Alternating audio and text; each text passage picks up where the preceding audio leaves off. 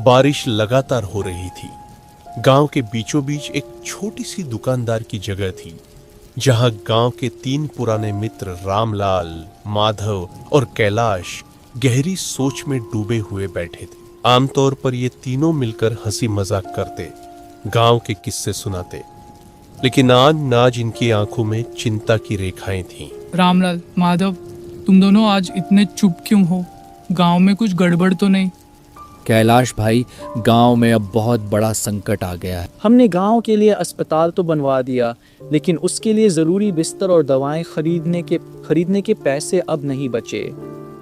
तीनों ने मिलकर वर्षों की बचत से अस्पताल की इमारत तो बनवा दी थी, लेकिन अंदर जो जरूरी सुविधाएं होनी चाहिए थीं, वे अधूरी रह गई थीं।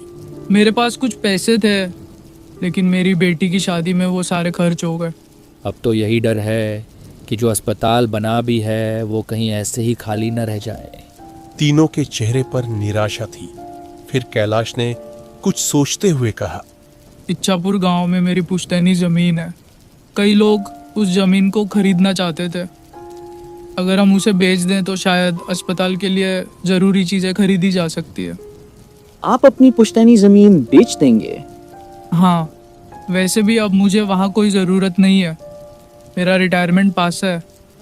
मैंने सोचा है कि ज़िंदगी का बाकी समय यहीं इस गांव में बिताऊंगा, जहाँ लोग मिलकर अच्छा काम करना चाहते हैं, और अस्पताल बनवाना पुण्य का काम है।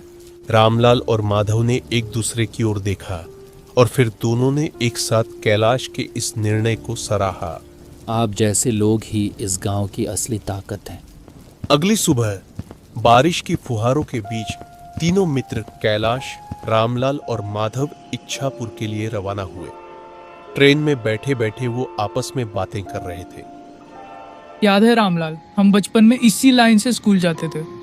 कितनी बार इस स्टेशन पर बारिश में भीगते हुए खड़े हुए थे। हाँ, और तुम्हारी वही पुरानी छतरी जो आधी खुलती थी। ट्रेन जैसे ही इच्छापुर स्टेशन पर पहुंची, सूरज ढल चुका था। स्टेशन लगभग सुनसान था। बारिश अब भी रुकने का नाम नहीं ले रही थी। अरे वो देखो, कोई आ रहा है। शायद हमारी किस्मत आज साथ दे रही है। वो आदमी पास आते ही कैलाश चौंक पड़ा। रुकिए, ये तो रतन है, मेरा पुराना परिचित। कैलाश, इतने साल बाद कैसे हो तुम यहाँ? अरे रतन भैया, ये रामलाल और माधव है। हम तीनों मेरे गांव जा रहे हैं। जमीन बेचने के लिए आया हूँ। चिंता मत करो, मैं तुम सबको नदी किनारे छोड़ देता हूँ। अभी अभी घाट पर गया था, लेकिन बारिश के कारण कोई नाविक नहीं है। अगर नाव मिल गई तो ठीक, नहीं तो मेरे घर चलना, पास ही है। तीनों ने रतन के साथ उस जगह की और नदी किनारे की ओर निकल पड़े। इस सफर में अंधेरा और रहस्य धीरे धीरे उनके साथ हो रहा था, कुछ ऐसा जो उन्होंने पहले कभी महसूस नहीं किया था। वो सभी लोग जब नदी किनारे पहुंची, तब रात लगभग पूरी हो चुकी थी। आसमान में घने बादल थे और नदी पहले से कहीं ज्यादा उग्र दिख रही थी। ये नदी तो हमेशा शांत होती थी, आज इतनी तेज कैसे बह रही है? बारिश की वजह से पानी बहुत बढ़ गया है। और हाँ, मैंने कहा था ना, घाट पर कोई माझी नहीं है। इतनी रात को कौन नाव चलाएगा? अब क्या करें? बारिश कभी भी तेज हो सकती है और ये इलाका सुनसान है। रतन भैया, आप ही बताइए, अब क्या किया जाए? अगर आप लोगों को कोई आपत्ति ना हो तो चलिए, मेरे घर पास ही है। आज की रात वहीं बिता लीजिए। थोड़ी हिचकिचाहट के बाद तीनों तैयार हो गए। वे रतन के साथ उसके घर की ओर निकल पड़े। उन्हें नहीं पता था कि जिस घर में वो रात बिताने जा रहे हैं, वह घर कई रहस्यों का गवाह बन चुका है। एक ऐसा स्थान जहां हर ईंट कोई कहानी कहती है, कुछ डरावनी, कुछ अधूरी। रतन का घर एक पुराना टूटी छत वाला मकान था। जैसे ही तीनों दोस्त अंदर दाखिल हुए, एक अजीब सी बदबू महसूस हुई। भैया, ये बदबू कैसी है?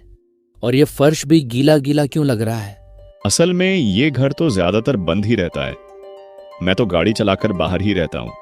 शायद बारिश का पानी खिड़की से अंदर आ गया होगा।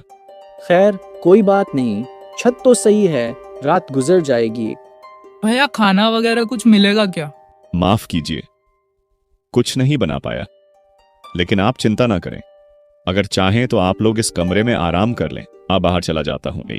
रतन बाहर चला गया। तीनों दोस्तों ने कमरे में चटाई बिछाई और थकान से लेट गए। आधी रात को कैलाश की नींद एक अजीब सी खड़खड़ाहट से खुली। ऐसा लगा जैसे कोई घर के पीछे मिट्टी खोद रहा हो। पहले तो उन्होंने अनदेखा किया, लेकिन आवाज बढ़ती गई। रामलाल, माधव, उठो, बाहर कुछ गड़बड़ है। सब तीनों खिड़की के पास जाकर देखते हैं। बाहर एक पेड़ के नीचे कोई आकृति कुछ खोद रही है। ये तो रतन है। वो क्या कर रहा है रात के इस वक्त? पता नहीं, लेकिन चलो बाहर चलते हैं, कुछ ठीक नहीं लग रहा। तीनों धीरे धीरे घर से बाहर निकले और पेड़ की ओर बढ़े।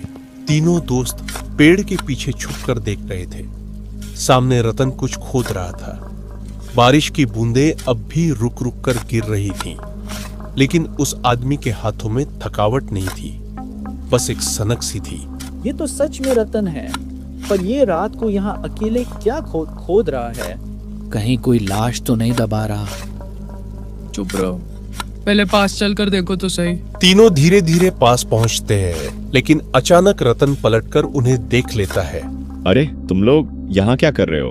भैया, ये सब क्या है? आप रात को मिट्टी क्यों खोद रहे हैं? ये मेरी माँ की समाधि है। मैं हर साल आज की रात थोड़ा सा दीपक जलाने के लिए मिट्टी हटाता हूँ। तुम लोगों को शक करने की जरूरत नहीं।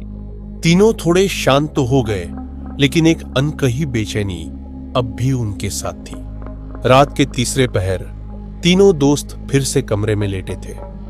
बाहर बारिश धीमी पड़ गई थी, लेकिन अब कमरे में सन्नाटा नहीं था, बल्कि वहां कोई हाजिरी लगा रहा था। दरवाजा खुद ब खुद चरमराता है, खिड़की खुल जाती है, दीवार पर टंगी घड़ी उल्टी घूमने लगती है। ये सब क्या हो रहा है? ये खिड़की अपने आप?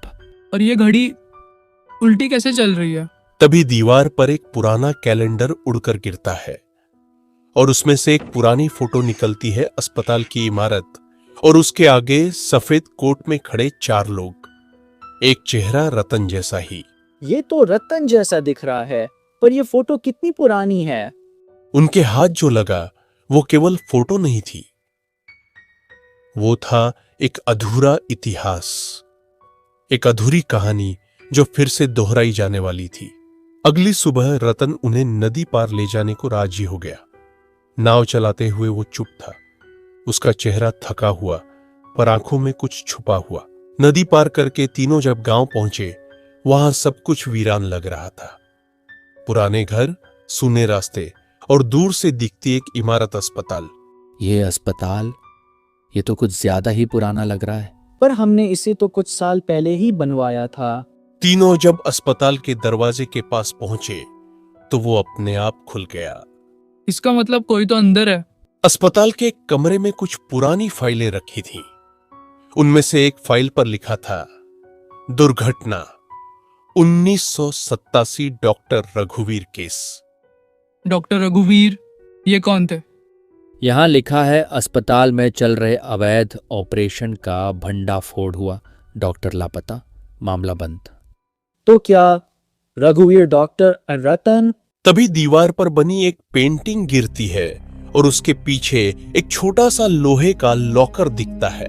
लॉकर के अंदर था एक और सच, एक पुराना लैब कोट जिस पर खून के धब्बे थे और एक नाम, टैग डॉक्टर रघुवीर। जैसे ही तीनों लॉकर से बाहर निकले, रतन उनके सामने खड़ा था। उसके चेहरे पर अब वो पुराना स्नेह नहीं था, बल्कि एक भयानक सन्नाटा था। तुम लोग बहुत दूर आ गए हो, अब लौट नहीं सकते। तो तुम ही डॉक्टर रघुवीर हो? तुमने खुद को रतन क्यों कहा? क्योंकि इस गांव ने मुझे भुला दिया। मैं वही हूं जिसने गांव वालों के लिए रात दिन अस्पताल चलाया, लेकिन बदले में क्या मिला? बदनामी और एक झूठा केस। तुमने क्या किया? अब तुम तीनों ही मेरी सच्चाई की गवाही बनोगे, या फिर रहोगे उसी अस्पताल में हमेशा के लिए। कैमरा रतन के चेहरे पर क्लोज होता है, जो धीरे धीरे बदलता है एक पिघलता हुआ भूतिया चेहरा। तीनों दोस्तों को अब अपनी जान बचानी थी। वे अस्पताल से भागने लगे। दरवाजे बंद, खिड़कियां जंग लगी, लेकिन हिम्मत बाकी थी। यही मौका है, भागो। तुम नहीं बच सकते। तीनों दोस्त सुरंग में रेंगते हुए आगे बढ़ रहे थे। चारों तरफ अंधेरा और अचानक किसी के रोने की हल्की आवाज। ये आवाज कहाँ से आ रही है? लगता है जैसे कोई बच्चा रो रहा है। ये रघुवीर की आत्मा है, उसकी सजा अधूरी है। सुरंग में एक छोटी सी दीवार पर तीनों को एक पुराना दरवाजा मिला और जब खोला तो जैसे पूरा अतीत सामने आ गया। तीनों एक पुराने ऑपरेशन थिएटर में पहुंचते हैं जहां मशीनें टूटी हुई पड़ी हैं लेकिन बिजली चालू है। ये अब तक चालू कैसे है? तभी एक पुराने सीसीटीवी मॉनिटर पर कोई डॉक्टर नजर आता है जो रतन यानी डौ रघुवीर जैसा दिखता है। ये तो वो है, लेकिन ये लाइव कैसे हो सकता है? तभी सामने से धुंध में एक परछाई बनती है, सफेद कोट में एक आत्मा डॉक्टर रघुवीर की। मैंने गांव की भलाई के लिए काम किया, लेकिन लोगों की नजरों में विलेन बन गया। आप क्या चाहते हैं? सिर्फ सच्चाई, बस यही कि कोई मेरी बात सुने और मेरे अस्पताल को मेरी आत्मा से मुक्त कर दे। हाँ। तीनों आत्मा के आगे हाथ जोड़ते हैं। आत्मा धीरे धीरे रोशनी में बदलती है और गायब हो जाती है। तीनों सुरंग से बाहर निकले और जब इच्छापुर गांव पहुंचे तो उन्हें लगा कुछ अलग है। गांव थोड़ा बदल गया है। ये लोग हमें पहचान क्यों नहीं रहे? उनके मोबाइल, घड़ी सब बंद थे, जैसे वक्त उनके लिए थम गया था। गांव के पुराने पुजारी ने उन्हें बुलाया। जो लोग आत्मा के अधूरे कर्म में पड़ते हैं उन्हें समय की रेखा से अलग कर दिया जाता है। मतलब हम बीते हुए वक्त में अटक गए थे। हाँ, और केवल आत्मा की मुक्ति ही तुम्हें वर्तमान में वापस लाएगी। पुजारी तीनों को गंगाजल देते हैं और मंदिर की घंटी बजती है। आत्मा की अंतिम विदाई के लिए एक यज्ञ रचाया गया। रघुवीर की तस्वीर, अस्पताल की फाइलें और खून से सना कोट अग्नि में समर्पित किए गए। देखो, अस्पताल की इमारत जल रही है। नहीं, ये उसका भूतिया रूप है जो जा रहा है। आग की लपटों में से रघुवीर का चेहरा दिखता है, मुस्कुराता हुआ, फिर हवा में विलीन होता है। अग्नि शांत होती है। तीनों ने आंखें खोली। अब वो उसी अस्पताल के सामने खड़े थे, लेकिन सब कुछ बदला हुआ था। हम वापस आ गए। ये बोर्ड डॉक्टर रघुवीर ग्रामीण चिकित्सालय। हमने समय को बदल दिया, इतिहास को सही किया। गांव वालों ने अस्पताल को अपनाया। अब वहां हर रोज मरीजों की कतार लगती है। डॉक्टर काम कर रहे हैं और बच्चों की किलकारियां सुनाई देती हैं। अब तो रघुवीर बाबा की आत्मा भी खुश होगी। तीनों मित्र एक साथ अस्पताल की ओर देखते हैं, संतोष भरी मुस्कान के साथ। एक रात माधव अस्पताल में देर से रुका था। जब वो फाइल अलमारी बंद करने लगा, तब अलमारी के पीछे उसे एक डायरी मिली। उस पर लिखा था, डॉक्टर रघुवीर भाग 1। भाग 1?